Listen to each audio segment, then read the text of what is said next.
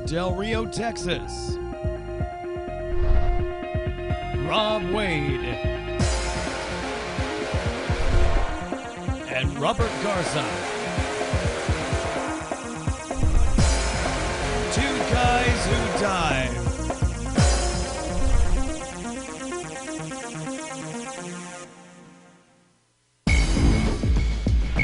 This episode of Two Guys Who Dive, recorded live Saturday, 22 June 2013, episode 71, The...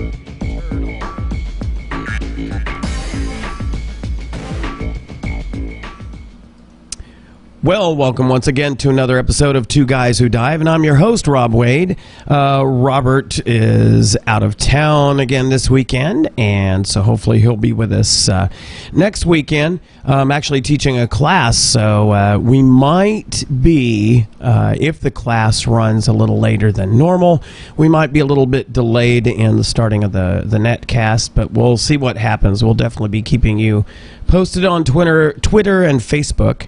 We're glad to have you here. If you happen to be jumping into our chat room, we definitely encourage you to do so. I see that my producer and lovely wife Tara is in the chat room, so maybe Nick, who's been a frequent participant in the last few episodes, will jump in at some point and get to interact with him. He might find some of the discussion a little bit interesting, considering we have a little bit of a disagreement on some tech news, which we'll be sharing here in a little bit. Starting off, we'd like to wish a good friend of ours, Julia Gray, who is a fellow diver and also a fellow upstager. For those of you in the local area, you follow the community theater scene. The Upstagers is our award-winning community theater group.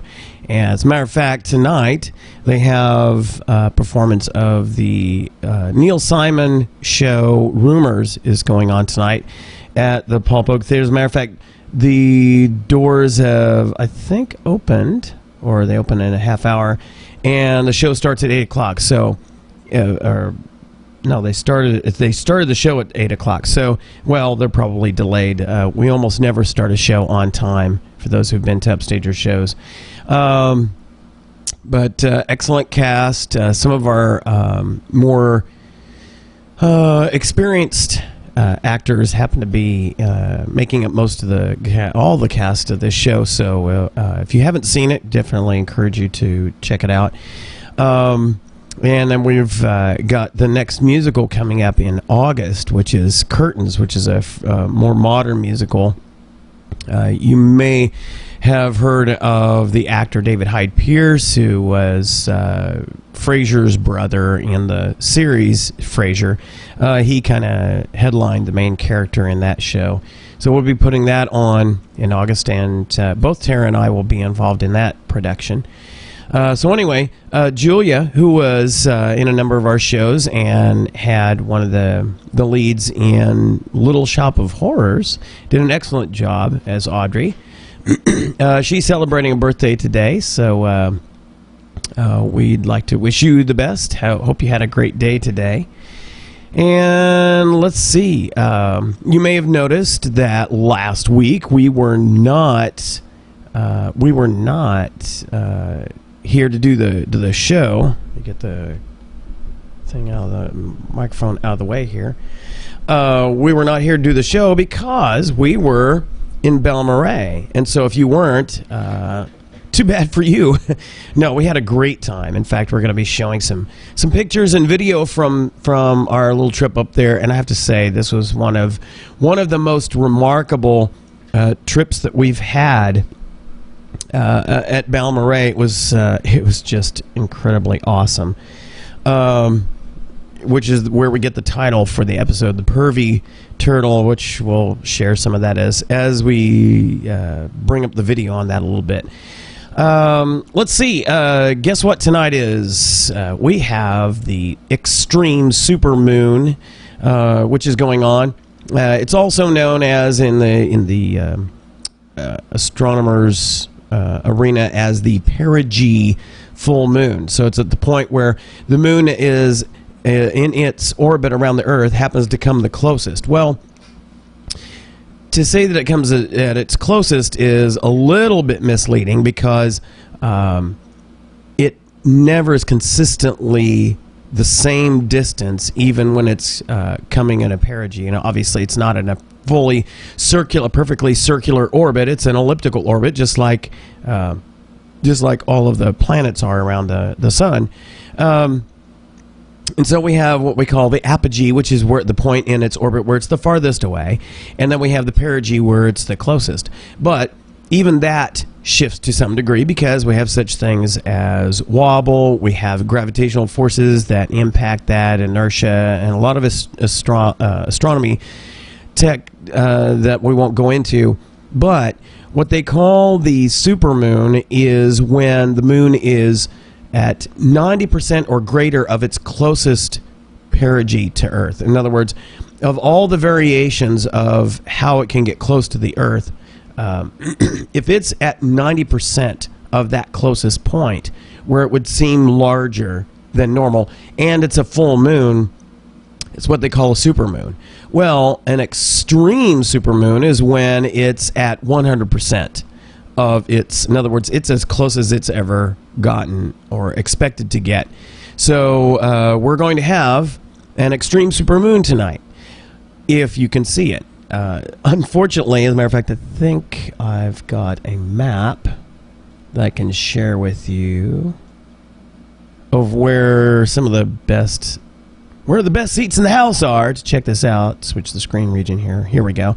So, and as I look outside our studio window here, I can confirm that we've got the patchy clouds. In fact, right now I would qualify it as overcast. So if you are anywhere from Central to West Texas, you probably are not going to get much of a view of it tonight. If you do, it's probably going to be kind of a hazy shot. Once you get out past New Mexico, then you start to see a little bit better view of it. So you can see a nice swath from the Gulf Coast all the way up to the upper New England area. You get a good shot, and then Colorado and places west, you get some pretty good shots. So if you get a chance to go check it out, it's not going to be as dramatic as you might think, as you can see. Whoops. As you can see here. Here's kind of an idea relationally what this would look like. So, comparing the July's apogee, where it's the farthest away, and June's perigee, where it's the closest. So, not a dramatic difference. I can imagine if you were viewing it at a sunset or moonset or moonrise, you might actually get a more magnified view. You probably aren't going to see it in the way that Tom Hanks did in the dramatic scene towards the end of, or in the middle of Joe versus the Volcano. That was a dramatic magnification in how seen through layers of atmosphere just at the rising can create a magnification, and it looks impressive. We probably won't see anything like that. We'll be fortunate to see it at all, actually. So here we have tonight is late tonight will be the extreme supermoon, if you could see it. Okay, in the tech news, we have a number of things going on. Of course, Apple shared its iOS 7, and as was leaked, it does look, many features of it look suspiciously like Windows Phone. Okay, so that's great. That means that they see that there is an attraction to it, to the Windows Phone presentation, but it's still pretty much a sea of icons. They're pretty much dead. they don't do much. They've added a few other features that are have been with Windows Phone for a while, and actually they added a number of features that were part of the Android realm. So you can imagine everybody's kind of going, huh? So nothing really dramatic for you guys. You just kind of flattened out your presentation and made a few other minor improvements. So I would classify this as the we're kind of borrowing from everybody else just to make a change, but nothing dramatic. So if you're probably not hating the update unless it's slow, which I haven't seen any performance things yet, but we'll probably start hearing the rumors from that because they did release a preview version, beta version or something, kind of like Windows has been doing with their release preview, which we have the Windows 8 Blue 8.1 preview coming up, I think next week, because build is going to go on, and so the word is that they'll release a preview of that. What are they calling it? Milestone preview now. So I'll probably be loading that on at least one of the machines here. I have a test machine in the studio.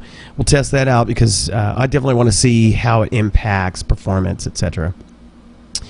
Other tech news: the Xbox One was revealed, and initially wowed people as far as the home theater type features that it's adding, but was not well received by a lot of the hardcore gaming community, which is a shame because I think the features that they were adding were extremely forward-thinking.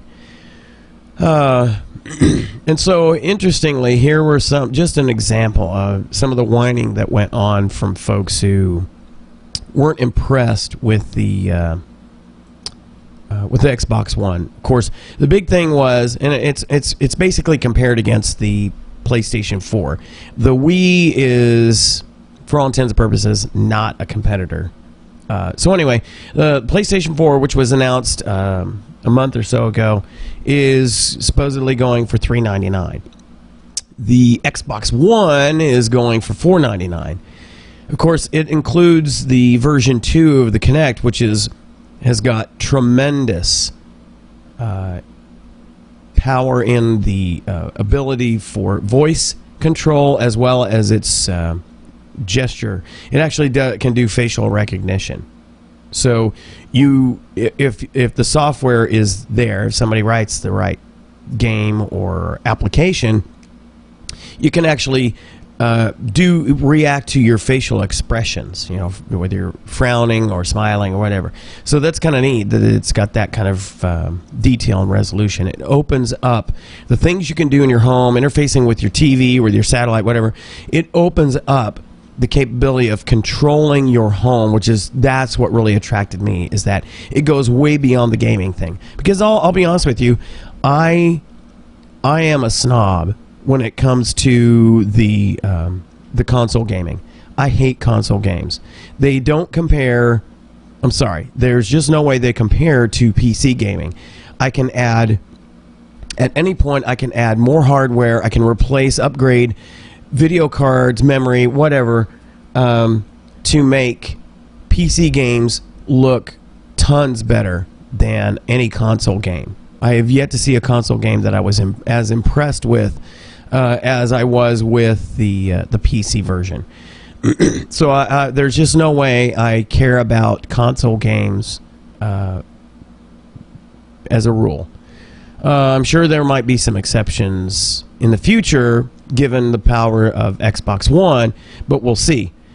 The thing is, I wanted to see, and I'd heard rumors about all the cool capability that was going to be brought to the home entertainment and home control arena via the Xbox One. And to be honest, the various announcements from Microsoft didn't disappoint me. I'm definitely excited about where it can go.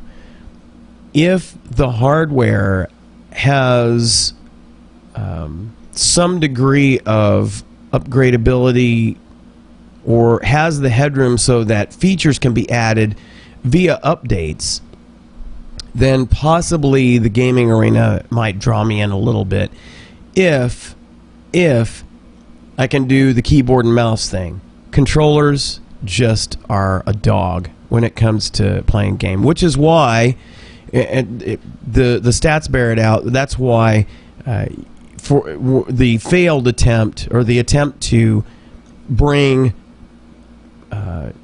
multiplayer gaming with the console crowd and the PC crowd, failed because the PC crowd generally is able to outperform the console crowd because we have the keyboard and mouse combination versus the controller.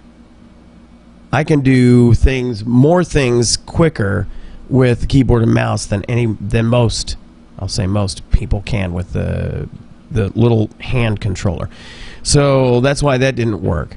But if they can add that feature if they add that capability to the Xbox One, then I might actually venture into at least some gaming, at least in as far as there might be a game title that is only released for consoles and not released for PCs. We'll see.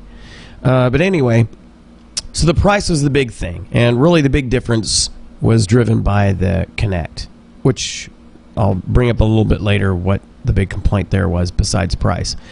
So one of the other complaints was the myth that the internet had to be always on. Unfortunately, Microsoft does a horrible job of sharing and marketing their own products. They come up with generally cheesy advertisements and slogans, but they don't know how to really sell their product and features to people. That's why Windows 8 is having such a hard time. That's why Windows Phone is having such a hard time. Once people actually get their hands on it, they're like, oh, wow, this is actually pretty cool.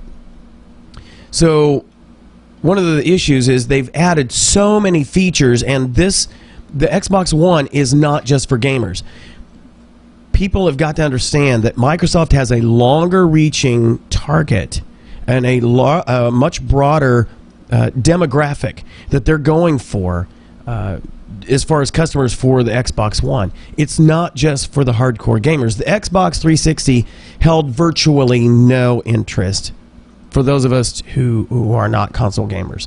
Yeah, they were adding a lot of internet features to it, but basically most of those same things we could get with a smart TV or a smart Blu-ray player. We could get Netflix, we could get YouTube, we could get Hulu and all of that on those devices, which we do. That's exactly what we have. And so there was no real draw to get a 360 for those of us who can't stand console gaming. So enter the Xbox One, which now starts to blow the doors off of all of that. The way that you interface with it, the voice control alone is tremendously attractive to me. I like the idea of walking into the room and that the Kinect is listening for me to tell it something. Now, contrary to the idea, and this is one of the other complaints, is people are afraid of privacy issues and it's spying on you. Like, you don't understand. You don't understand how voice activation works, and unfortunately, that is the low information voter or low information consumer out there. They don't understand fully technology and how it works.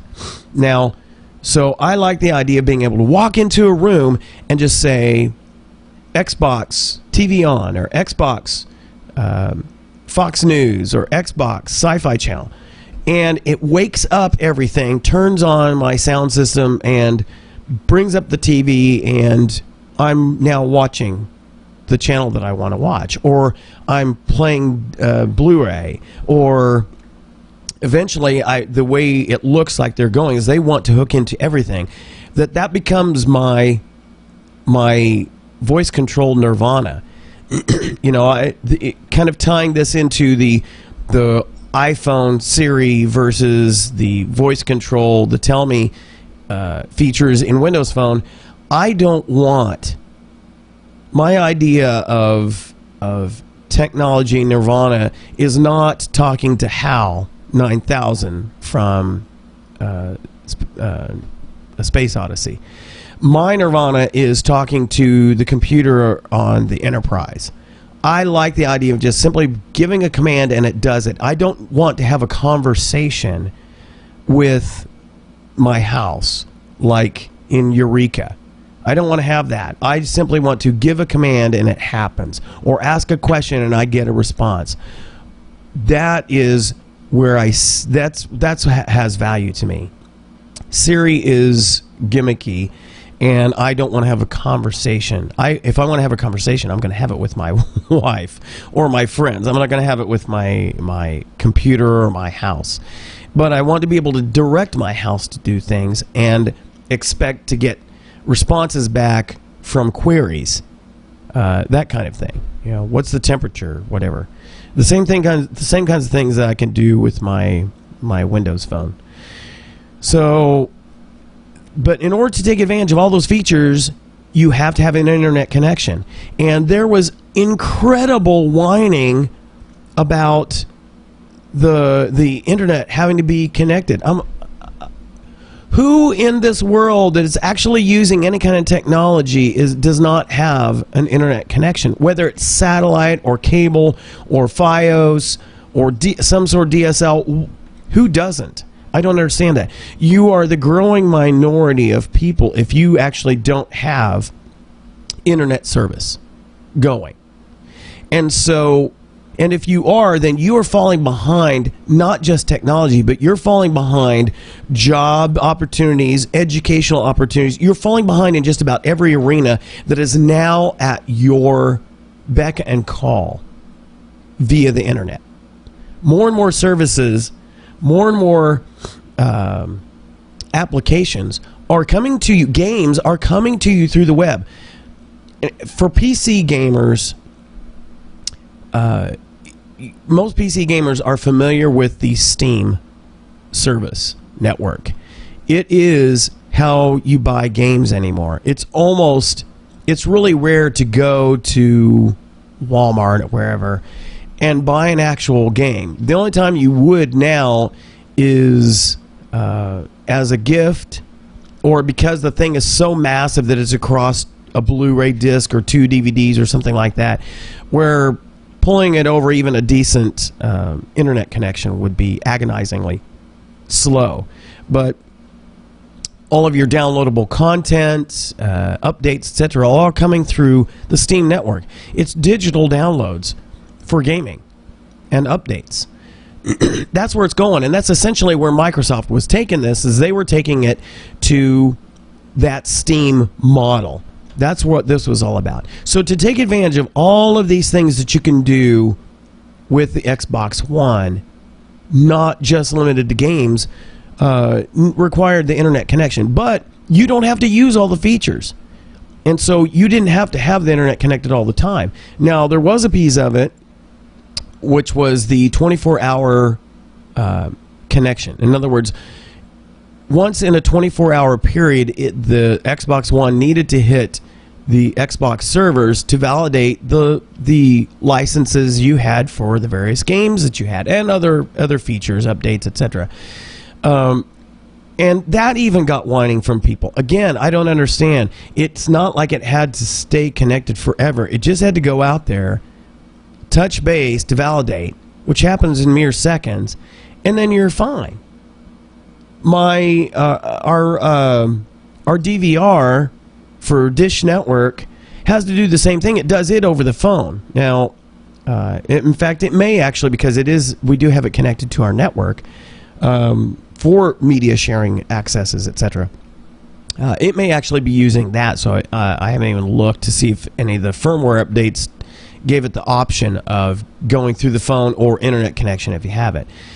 And so it does that once every 24 hours. It goes out there and pings their servers and says hi and looks for updates, downloads them automatically. Matter of fact, if I'm watching, a little bit frustrating, if I'm watching at 3 in the morning, sometimes it's coming up saying, I have to reboot because we're installing some updates that were just downloaded. I'm like, oh, didn't even know you were doing that until, of course, it's wanting to restart.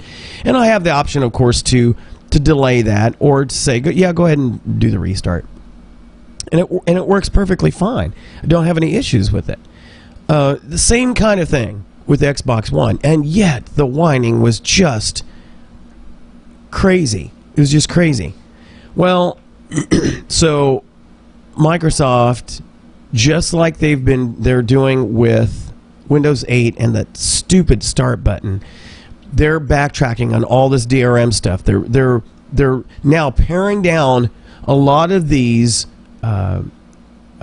capabilities just to make it Xbox 360 version 2. So now you're stuck to your discs. You're stuck. You don't have to do the connection, 24-hour connection. You don't have to do all that other stuff, but you're slave to your discs again. So your game data no longer stored, all that stuff. It's all the really, really cool features that it was adding are backing up because of the whining from what is going to be, in my opinion, the smaller, a growing minority of demographic once other people who hate console games get a hold of what the Xbox One can bring to bear.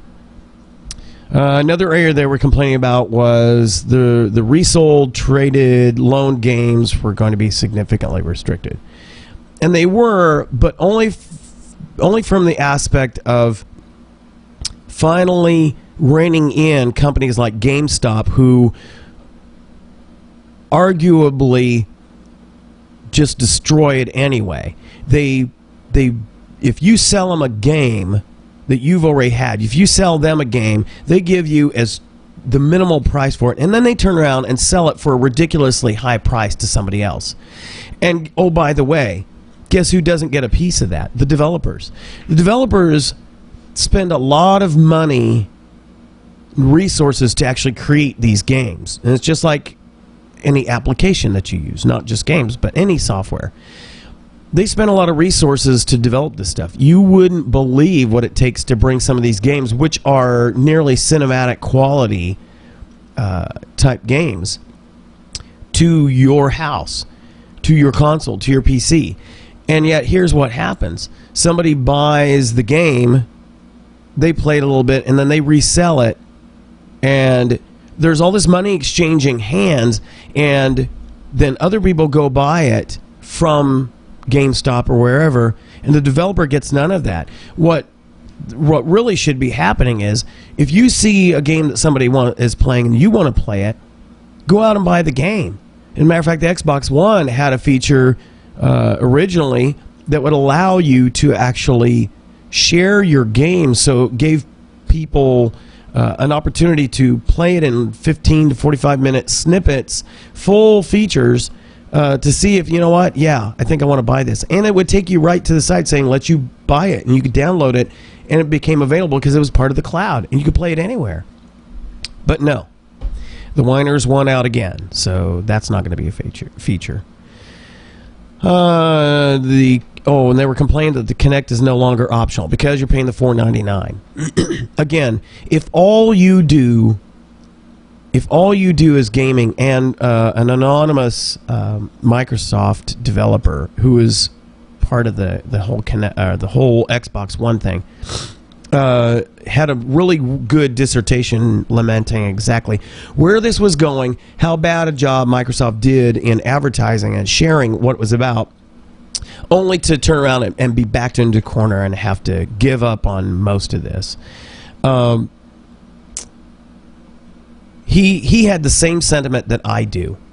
If all you want to do is flipping console gaming, then go ahead and buy a PlayStation 4. Those of us who see our household and technology becoming much more a part of our life and allowing us to access our media, our data, the world in yet a new and exciting way,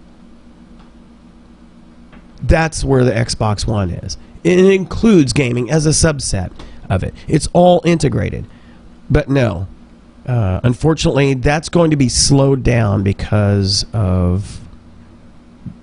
few whiny people got, the squeaky wheels getting the grease. It's just a shame when progressing technology is a slave to people who absolutely can't get rid of the buggy whip, to use car analogy.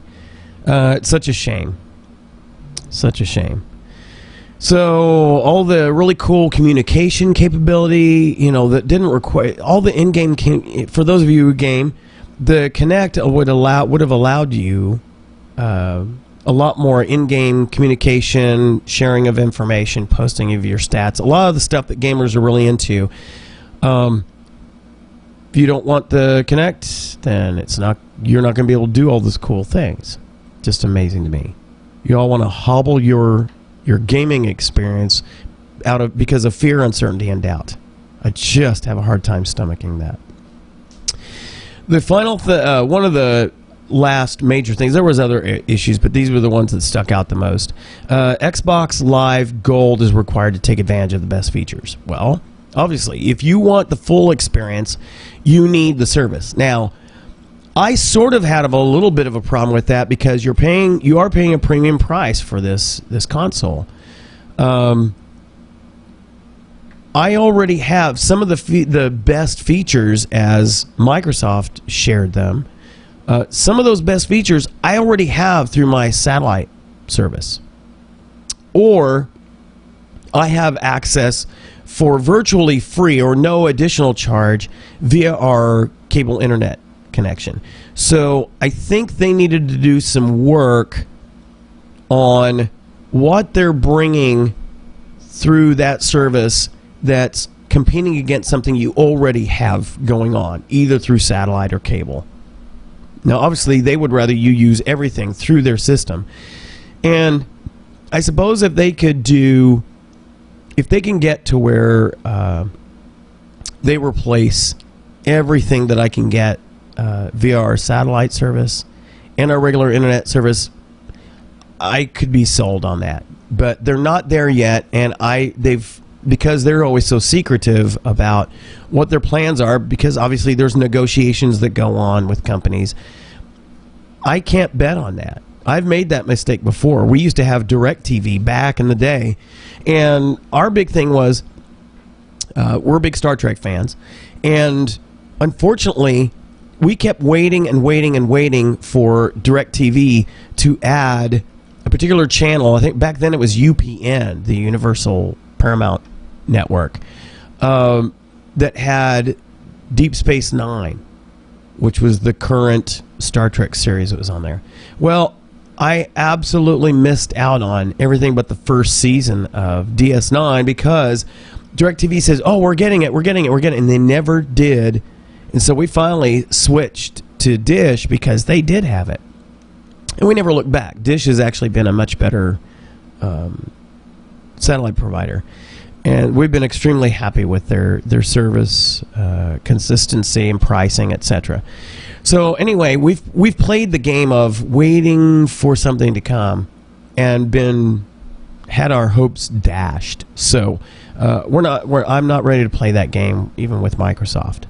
So anyway, that's a bunch of the issues that were brought up, and basically Microsoft backtracked on most of it. So whereas I was going to put the Xbox One absolutely for sure on my Christmas list because I think it's going to be released in November, I need to see what ultimately is going to come out from all of this back and forth. It may not be worth it to me if all of these features are essentially hobbled or gone. I don't want an Xbox 360 version 2. I want what was shown at what the Xbox One was supposed to be. That's what I want. That's where I'm going. That's where my world is going. And you gamers just keep screwing things up because you can't. Who moved my cheese? That's you people. It's time to understand that cheese is moving. You better start learning how to figure out how to use, access the cheese. Same with the Windows 8, folks. Get over it. That's where it's going. All right. Other news, Facebook/Instagram announced some pretty impressive video features that they added to Instagram.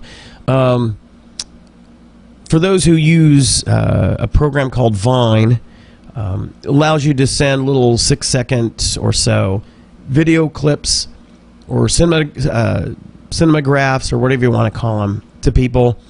Most of them are junk. Waste of time. Some people call it art, but I'm sorry. I may not know art, but I know what I like, and most of the stuff that I've seen on Vine is garbage, but or just plain offensive. But Instagram, trying to tap into that market, seeing an opportunity, they kind of one-upped it. Actually, they 2 or 3-upped it. They have provided something built in a new version of Instagram that gives you 15-second video clips. And what I thought was cool is you can, for that 15-second clip, you can record a piece, let's say 5 seconds, and then change your aspects and do another one. So basically, you kind of do pause and record, pause and record, pause and record, till you eat up to the 15 seconds. And as you're going along, if you decide that this segment of the clip was not to your liking, you can undo that part of it.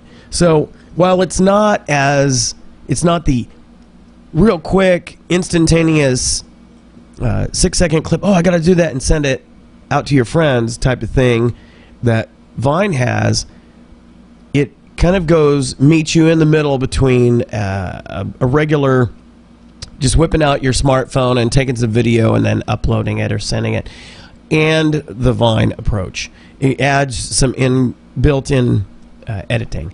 Another feature that I thought this is what probably impressed me more, was what they called Cinema. And they showed demonstration. Of course, demonstrations are what they are. They showed a demonstration of somebody doing some video where they're walking backwards while their kid is riding a bike or something. And it's, of course, all shaky, which I noted that you wouldn't have nearly this problem with the Lumia 920 or the 925 or the 928, because it's got built-in hardware optical stabilization. But take it for what it is. I just think if it were on the Lumias, it would even be more impressive.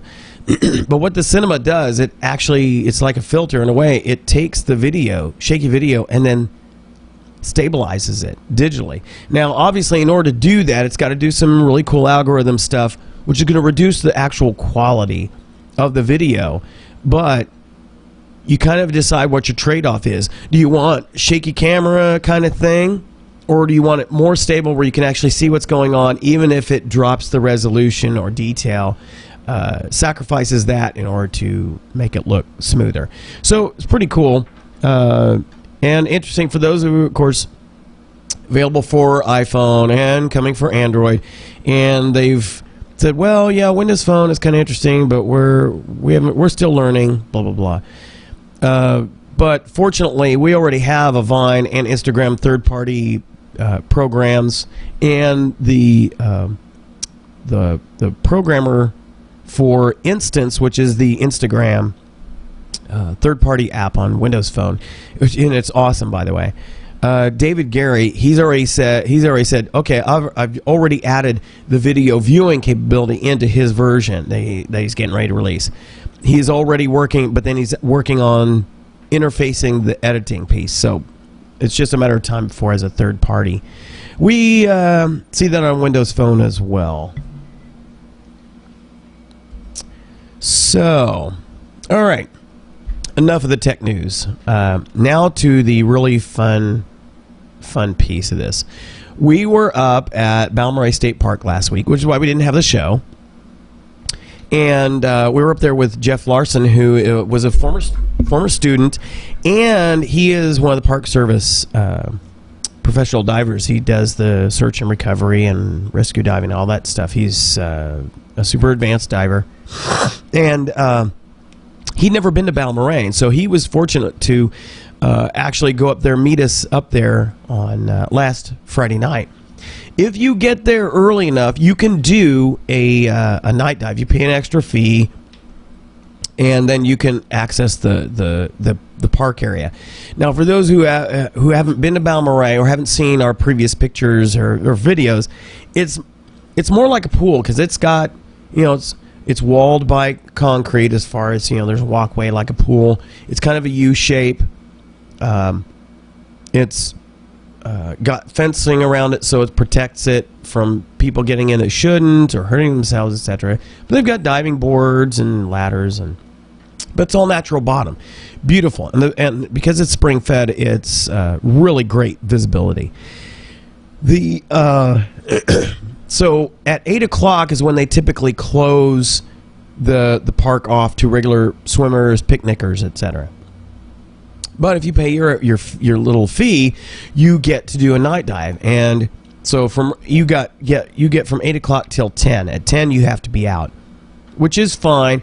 Sunset at this point was at 8:59, so basically 9 o'clock. So you get really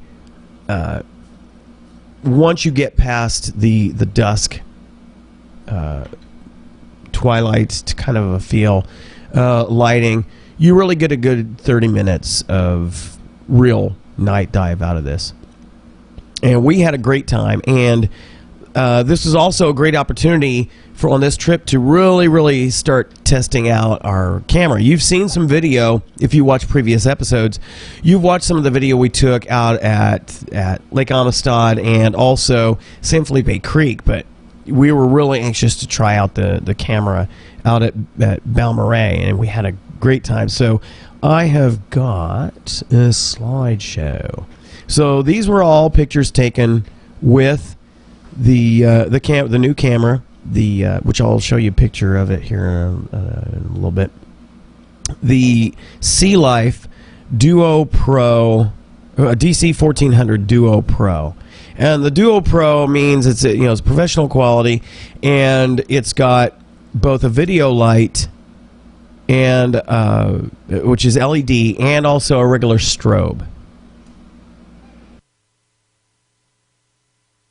There's Jeff Larson getting ready to drop in. As you can see, you can stand right here. This is all concrete. It's like a kind of a ledge, or I'm not sure what you would call it, but it's very shallow. So you can drop right in, drop right in there. There's steps off to my right. You see the sun's getting ready to set. Beautiful. It was beautiful. So then we get in the water, and there's Jeff. He immediately headed off to scope it all out since this is his first time. So I got a shot of him. So this is just using natural lighting. Now, for Friday night, since we were essentially going to be doing night diving, I did not. I said this camera has an easy setup mode where you basically just tell it quickly how you're using the camera. Are you diving? Are you using above ground, on land, or in the water? Are you using it with the strobe, with the video light, or both? Or there's my lovely wife Tara. Or if you're using it without either. And then if you're using it without either, you can choose to have it include one of two digital filters built in. Whereas with traditional cameras, you would actually attach a red filter. There's a couple of different degrees of red that you could go with. Actually attach that to the lens to bring your red hues back, because when you dive, the red spectrum starts to get absorbed into the water, and so everything starts shifting towards the blue or the green if you're diving in freshwater. I say freshwater like Lake Amistad freshwater, not freshwater like this spring freshwater. But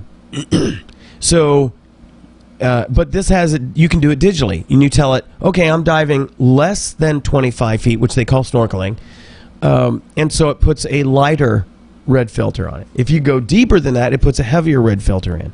So I did not have the digital filter activated on this. So anything done without the lights strobe or the video light you see will, for this dive, is reflecting no filter and without extra lighting for the most part. So here we encounter, normally when we're diving at Balmorhea, there's 3 turtles, at least that we're aware of. There's 3 turtles, one larger, 2 smaller. They're all soft-shell turtles. They typically will bury themselves in that foliage there you see in the background. And then they'll come out long enough to surface, grab a quick bit of air and drop back down. And they'll stay down for a long time. And they eat the little crawdads and stuff like that there.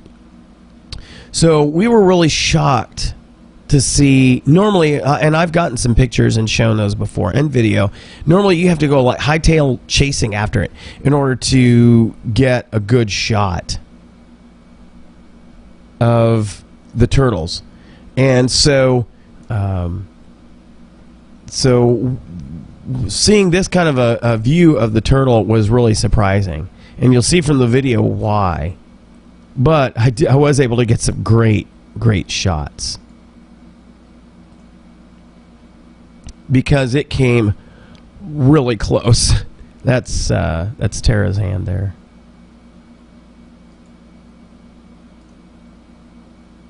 I mean, really close.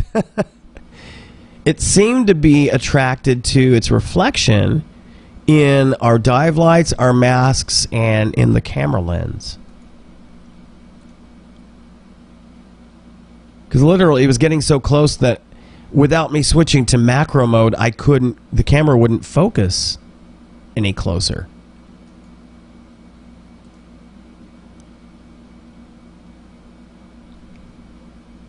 Just spectacular shots.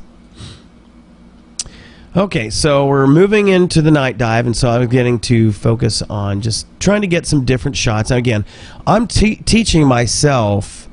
I'm teaching myself the underwater digital photography. So I'm, figuring out the composition, how light works, how to set things up to get a good shot.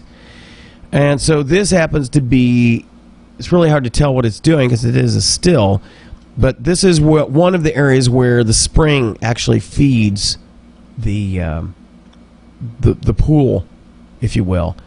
It comes bubbling up, although bubbling is not really a proper description.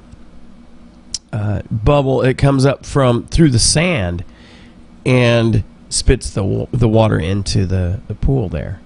Typically, the fish will be hanging around and feeding off of anything that comes loose, nutrients that come loose. As it starts getting darker, I started playing with the light. Got a shot of Jeff, nearly inverted. And interestingly, the fish are so used to us, to divers, that they follow you around all the time. In fact, it made it challenging to get some good shots in many cases because they'd be trailing behind you, and if you stop, then suddenly they're all crowded around the front of you, expecting for you to feed them or something. And so if you're going to stop to get a picture of something, you have to set yourself and take the picture quickly, because otherwise you're going to have a field of fish in front of between you and the subject that you're trying to take a picture of.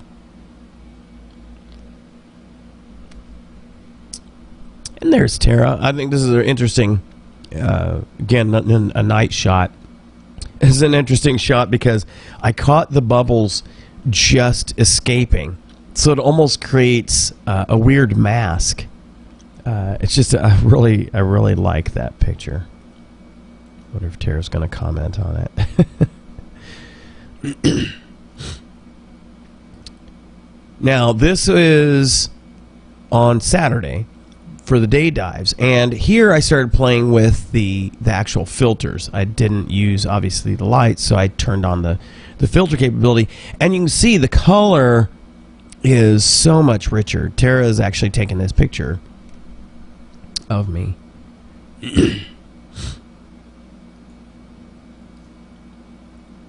And there's a shot of Tara.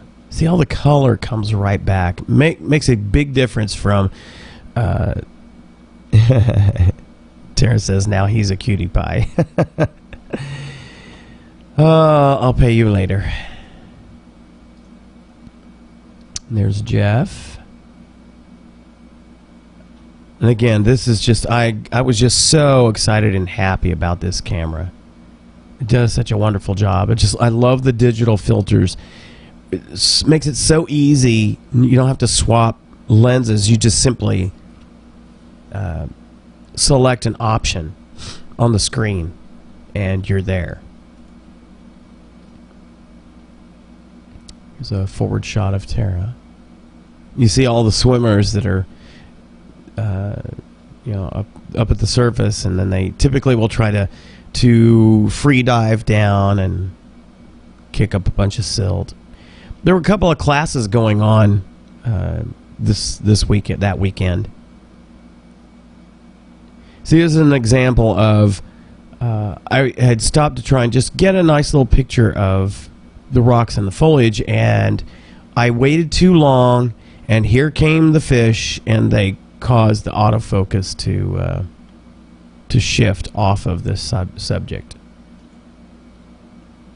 Now, there are times when it can give you an interesting effect, but this wasn't one of those times. And there's some of the student divers who were taking some of their little free time. Because typically after you go through, when you're taking the class, you execute the required deliverable objectives, mass clearing, regulator recovery, whatever, and then you get to finish out the dive by just basically swimming around and enjoying yourself. And Balmorhea is an awesome place to do that.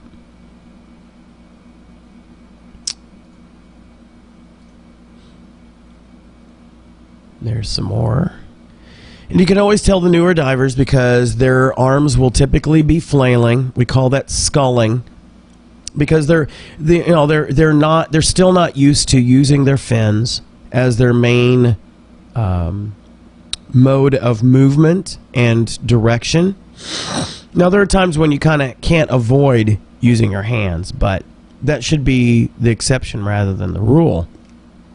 And so they end up flailing their arms a lot, not only because of movement, but also because they're not comfortable in a three-dimensional environment, which this is. You figure when you're walking around on land, you're really only dealing with the two-dimensional. You're vertical, forward or left and right, forward, back, left, and right. Here you've got forward, back, left, and right, and up and down. So you have that third dimension. And depending on how your gear is fitted, how your weights are distributed, the weight of your fins and any other equipment you're wearing, your wetsuits, etc., to stop completely, you may roll over on your back. You may shift face forward. There's any number of ways you may be trimmed out, and that's uncomfortable for new divers. They want to be in a specific position, either completely prone or completely vertical. The idea of being at a slant or on their side is uncomfortable, and so they insist on sculling rather than just, okay, get a hold of how you are floating. Let that be a teaching guide to figure out where you need to redistribute your weight. Love this shot. And this was a case where I was about to be absorbed by the fish who were trailing me, but I saw, this is probably the largest spring this is where most of the water that goes into Balmorhea comes out of. You saw the example of the little bubbling up through the sand, but this one is pretty good current coming out, and you'll typically see a bunch of small catfish in there, and then you'll see these fish kind of hanging. They're swimming against the stream that's coming out. And they just really, I liked the view when I saw that I was coming up on this, so I had to get a shot of it. I just really liked this picture. I also like the way the light moves through bubbles, so I got a shot. I took several before I got one that I really liked. This would make a good background. It's a little dark, but this was part of the night dive. Basically, this is just looking up to the surface as the bubbles that I blew out. Took a picture of that. Okay, so I think that takes us back full circle. Yep, and there's Tara again. So those are some of just an example of the camera that we're using. I'm getting ready to show you some video, but let me see if I can pull up the Sea Life DC 1400 Pro Duo. There we go. Images. Bum, bum, bum. Here we go. So that's what the camera looks like. And if you've seen, I've actually brought it out on the show live before, but it's so easy to use. Got the dual armatures, which you can remove. You could just run with one or neither. So on the left here is the strobe for taking pictures. You'll see the little coil there it runs along the bottom and then wraps around. The built-in flash is actually covered by the sensor. See a little wraparound device there. This piece here is covering the flash, the built-in flash, and then the sensor wire comes around here, follows up, is strapped. And so when you take a picture, the sensor picks that up from the flash there and kicks off the strobe. And then on the right here you see, on the right you see the LED video light. It's got 3 intensities, a single button operation. You push it in the back, hold it, and it turns it on to its brightest, and then you push it again and it brings it down a notch, push it again, it brings it down a notch, and then you press and hold it again. It does a quick what they call it does a quick strobe. It just flashes really quick and turns itself off. But I tell you, for a $1,500 camera, it's got tremendous features, and you're going to see some of the let me bring up the video that we took from it, and there's a couple of different shots that we've got. Here we go. Dun, dun, dun. Looks like a still, doesn't it? Okay, this clip is kind of short. Let me bring the audio down. There's falling behind Jeff. Again, the sun is just starting to set. You see all the fish immediately, and we're the only 3 divers there. There's nobody else in the park, because as I said earlier, they close it at 8 for swimmers, and nobody else had signed up for a night dive. And so there's Tara, and then watch what comes into frame here, and then watch Tara's reaction. It is priceless. Look up above her. There comes the pervy turtle. Now she's doing a little trick that we do. We move our hands, and they think you're feeding them. And so that got the turtle's attention. So look at Tara's reaction here. It's great. She's like, whoa. It was great. I mean, this just never, ever happens. And it was absolutely curious. So, all right, so now we switch to... let me back this up.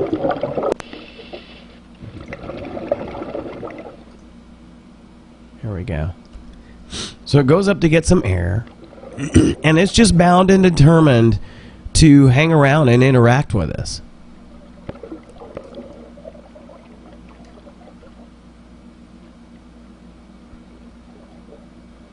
And we told it goes up for some more air. We told the Park Service folks about this, and they just couldn't believe it. They were like, really? And they've got pictures of the turtles there in their shack, and they're always looking for good, people who've been out here and taken some good pictures. But I mean, look how it's just mesmerized by his reflection in the dive light. But I don't think they've ever heard of somebody having this kind of interaction with it before. I mean, it is this thing. They call this one Big Bertha. So I would assume it's a female, but maybe they call it that just for no apparent reason, because it's big. And see, it got right up in my grill.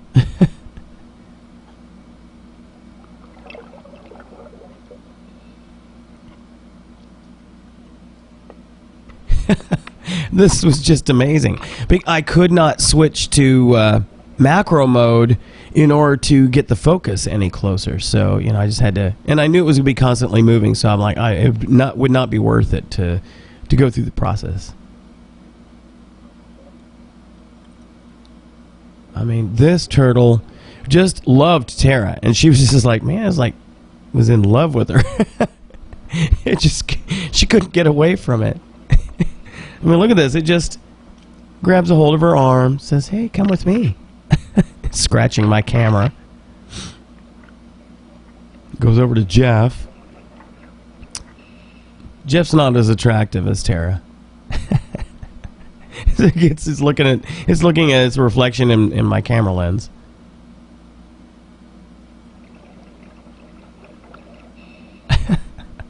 This is so remarkable.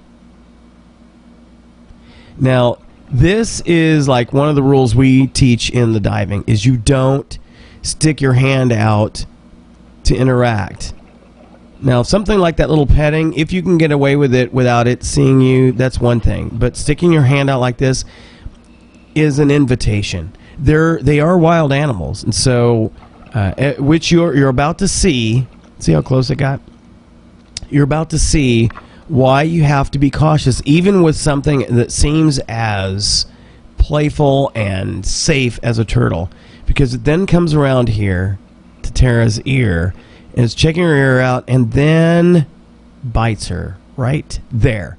Bit her ear. Now, she said it felt like a really, really hard pinch, and so she ended up with a nice bruise. It was red where it bit her. But it doesn't know any better. And really, this is how most of your shark attacks happen, is they don't know, it's usually mistaken identity. They don't recognize the foot of a surfer or swimmer. It's so funny.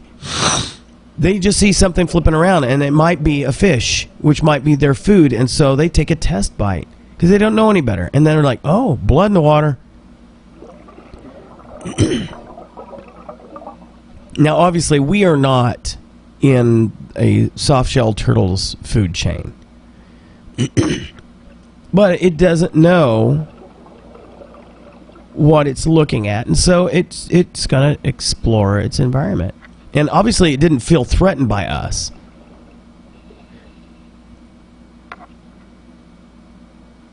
So it comes over to Jeff and actually gives him a little pat on the head. Probably didn't like the way his head felt. He's got to shave more often.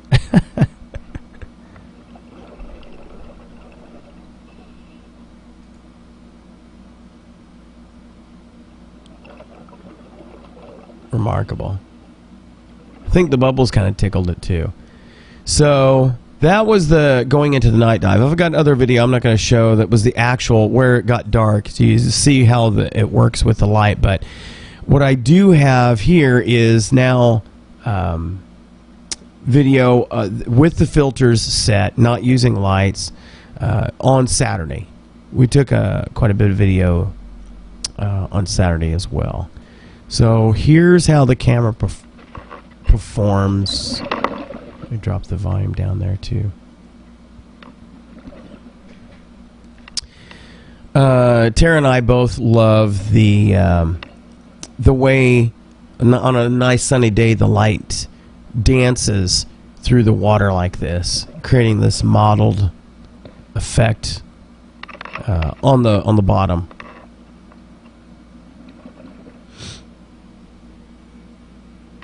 I'm always looking for the crawdads, the crawfish. Some of them get quite large, but usually Jeff was saying he caught several.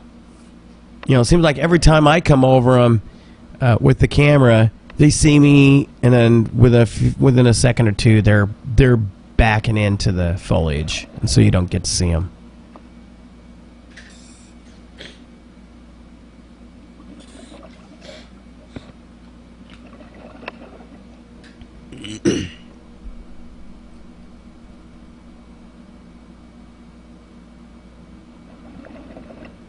Just so beautiful. I love diving at Balmorhea. Now this isn't as clear as it normally is when there are students there, when there are new divers there. Their buoyancy control isn't really good at all, and so they end up kicking a lot of sail tap, whereas Tara and Jeff and myself, we have very good buoyancy control, and so that wasn't an issue.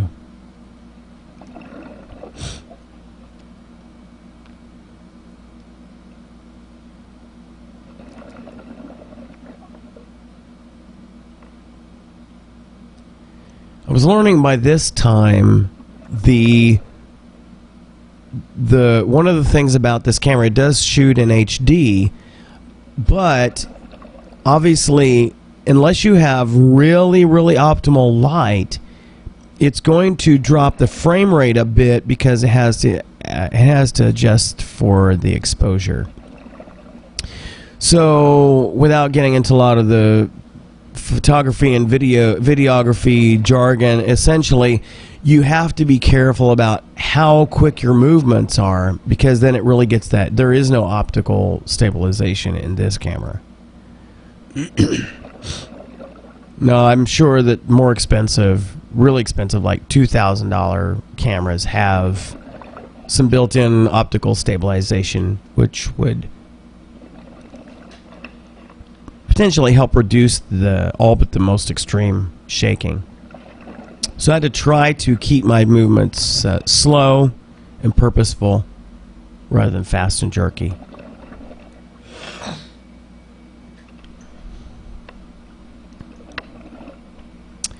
At one end of the pool, it's a U shape. Here's a grate where they basically can flood a lot of the water to some of the irrigation areas. Normally it's more open than this. I'm not sure why there's so much rock there.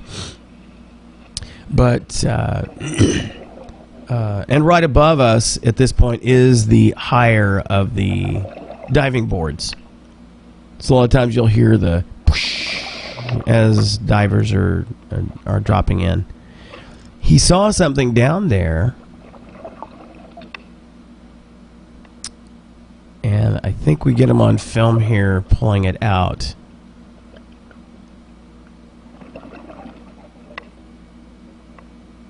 He got a pair of glasses.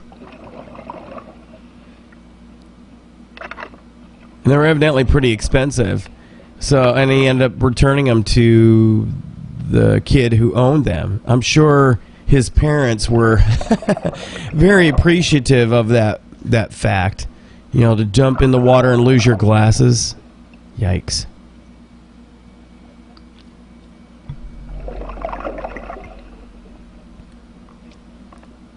I tell you, having the digital filter built in like that makes a big difference. If you've seen any video that we've had before, of course it's only VGA quality on our old camera, but there is no filter and no way you can actually attach one, so it's all shifted to a kind of a hazy blue, which is better than nothing. So at least you get a video of the experience, but it just doesn't compare to this. And I'm sure this wouldn't compare to some of your really super high-end professional underwater cameras, but for being a consumer-priced with pro quality camera, this is just remarkable.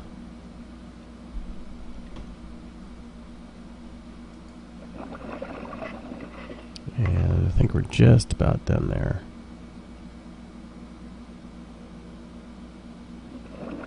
Yep, that's it.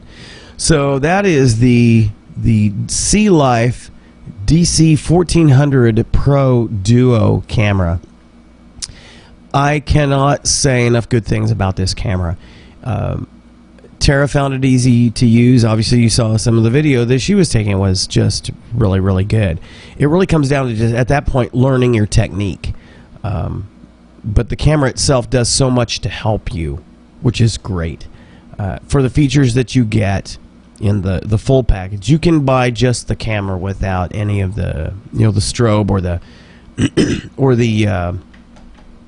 the video light. But it's got a battery, a rechargeable battery in it. So obviously, that's what allows it to be a little bit smaller too. You simply charge it up. So we would just charge it up overnight, so it's ready for the next day. And so we're excited. We're looking forward to bringing you guys some great pictures and video from our trip to Cayman. Speaking of that, as we wind down, here I'm all by myself, and I still can run over an hour. It's great. Speaking of Cayman, of course, we've got that trip coming up, and we're for those who've watched the shows before, we've talked extensively about the invasion of lionfish throughout the Caribbean. And again, I keep forgetting to bring up that really cool video or map that's interactive. It shows the growth, the proliferation of the lionfish once they got introduced in the Caribbean. And they really are, in a number of places, Cayman included, they're working very hard, working with recreational divers and dive operations to make an impact on the number of lionfish out there. The culling efforts are tremendous. And so they're really, really working to expand the lionfish trade. If we overfish a number of species, and lionfish are edible. We're actually looking forward to, when we get to Cayman, we're looking forward to trying out the lionfish. I'll try anything once. If I like it, I'll be like, okay, here we go. Here's a new kind of fish I can eat. But because of the efforts that have been expanding to control the lionfish population, where people are at restaurants, they're trying to get fancy recipes for lionfish, etc. Obviously, increased contact, as you saw with the example of the video with the turtle. There's chances for injury. Lionfish are poisonous. Their spines are poisonous. So you have to be careful. There's gloves you wear, and still you can get stung. And there you need to seek treatment. So the Divers Alert Network, or DAN, has put out a lionfish public service announcement, which I'm going to show you. Go. See if I can bring this open and play it. Lionfish are an invasive species, decimating local fish populations and spreading along the Atlantic coast, the Gulf of Mexico, and the Caribbean. Their presence, along with organized culling, increases the risk of envenomation to recreational divers and fishermen. Providing effective first aid is essential. Remain calm and immediately terminate your dive. Remove any obvious foreign material such as spines and rinse with fresh water. Soak in non-scalding hot water and go to the nearest medical facility. For more information, go to dan.org and beadiver.com. So there you have it, Dan's public service announcement. So that's good to know, since I'm sure, as we have with the last few years of diving, I'm sure we're gonna see our share of lionfish, because I'm sure I'll be looking to get some good shots of them.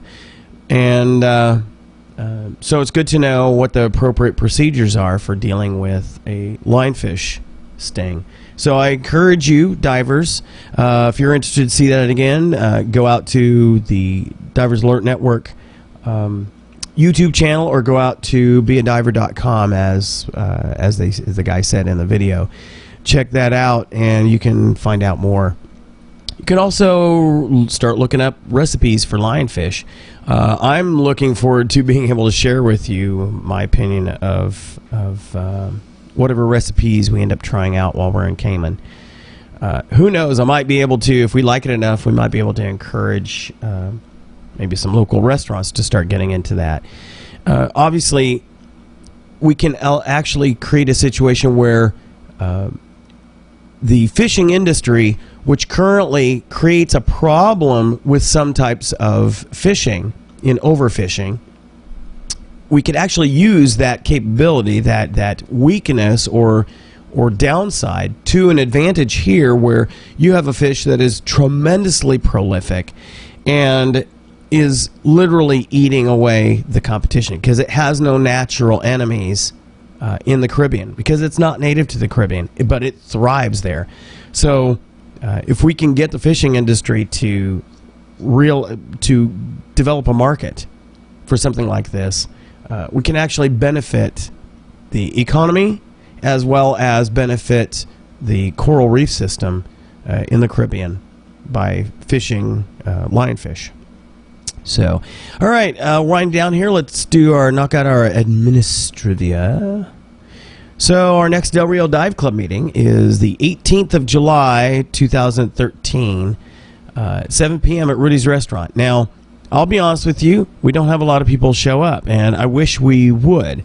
I wish we could get more folks to show up. It's just a good opportunity to get together, eat some great food. Rudy's Restaurant is good food. But we're open to other areas. We're open to other restaurants, meeting places, if we've got some suggestions and enough push to do it. And having said that, obviously this is where we will be gone for our trip to the Caymans. So hopefully Scuba Bob will be here to take the helm on the Dive Club meeting for that month. But anyway, that's the third Thursday of every month, 7 p.m. at Rudy's Restaurant or alternate location. We've only got a couple of Balmorhea State Park dive trips left, July 19th through the 21st and August 16th through the 18th. That's the weekend that Tara and I celebrate another anniversary, so we'd like to have you up there. And then we're getting ready to, next weekend I'm teaching a scuba class, so as I said, the beginning of the show may be a little bit delayed starting the netcast, but that one there's obviously too late to get into that class. So the only ones we have left for the basic open water are July 24th through the 28th, August 22nd through the 25th, September 26th through 29th, and of course we can do some classes, advanced, etc. On demand if you just get a hold of me, and we can work out the details on it. And how can you get a hold of us? Well, there's a number of ways you can. You can check out our Facebook page, Facebook.com/Del Rio Dive Club, or you can send us a message over Skype, Two Guys Who Dive. Or definitely check out our new and improved website, www.delriodiveclub.com. If Scuba Bob were actually here... Oop, I got the wrong thing, because I thought Troy might be visiting us. If you want to send Scuba Bob an email, you can send it to rsgarza821@yahoo.com. Or you can follow him on Twitter at rsgarza435. And of course, if you want to send me an email, you can send it to robert.wade@setifox.net. Or you can follow me on Twitter, if you can stand it, at robertcfp. Always like to hear from you. That pretty much finishes up this week. Follow me on Twitter, or check us out on Facebook, or on the website. We'll be keeping you posted as we get closer to the netcast next week. If there are delays in teaching the class, we may be slightly delayed in the netcast. But if you don't hear anything from me via the Twitterverse or Facebook, we will be going on as scheduled, as we do every Saturday, barring our absence here, of course, at 8 o'clock Central Time. We always love to interact with you on the chat room. So if you jump out, if you're watching the podcast, all you got to do is sign up. It doesn't cost you anything to get an account on Ustream.tv, but it allows you to jump into the chat room and interact with us. And we'd love to field your questions. We'd love to take your suggestions or just talk with you live over the internet while we're doing the podcast, the netcast. As we get closer to the Cayman trip, I'm going to be looking into the possibility of maybe doing not a full-blown netcast, but I'll see if there's if the internet is capable enough where we're staying on the Cayman Islands to actually pull off my first international location for a netcast, which will be fun because hopefully we'll be able to bring. We'll just do the wide shot and have all the gang there. Myself, of course, Tara, and then Trish and Gay, who have chatted with us on the show before, and you've seen pictures of them. They're going with us on the trip, so it'd be really cool if we could bring them in and do maybe an abbreviated netcast. Obviously, we won't be doing it in the home studio here, but the laptop I have is more than capable of doing it. Just depends on whether or not the internet is of sufficient speed and quality there, but we'll see what we can do.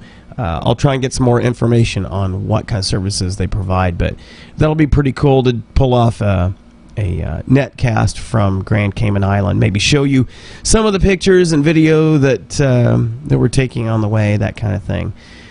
So I think that's it. Quick check of the agenda. I've hit all the points I wanted to hit.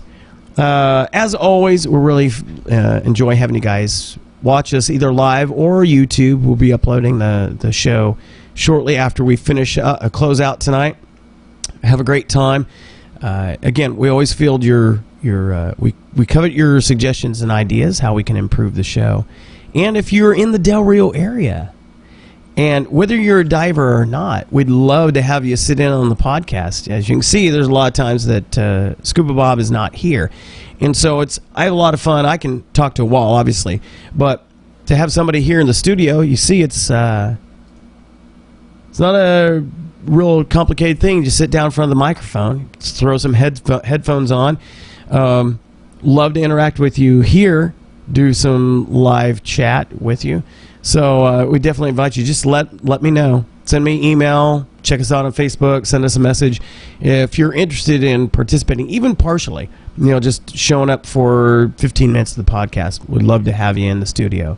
It's not a difficult thing. It's not like going to a big studio in the big city. It's a home studio, which allows us a lot of flexibility.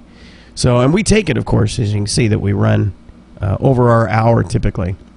So that's it for tonight, and we hope to see you next week on another episode of Two Guys Who Dive. See ya.